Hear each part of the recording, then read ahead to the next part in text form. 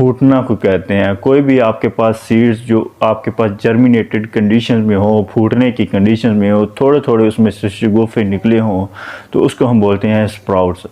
अभी आप किस किस के ले सकते हैं मुख्तलिफ सीड, जैसे आपके पास दालें हैं, आपके पास चने हैं, मटर हैं, फली वाले जितनी भी चीज़ें हैं इनके आप ले सकते हैं। आप गंदम का भी ले सकते हैं, जौ का भी ले सकते हैं, गेहूँ का भी ले सकते हैं।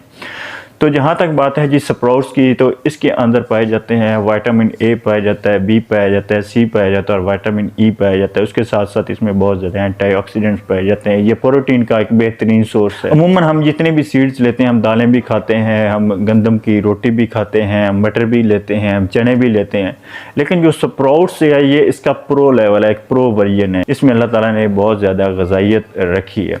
ये आपकी बॉडी का एक सुपर चार्ज है। इसके अंदर मैंने बताया कि आपको एंटीऑक्सीडेंट्स मिलते हैं जो आपके फ्री रेडिकल्स के खिलाफ फाइट करते हैं और आपको मुख्तलिफ डिजीज़ से, क्रोनिक डिजीज़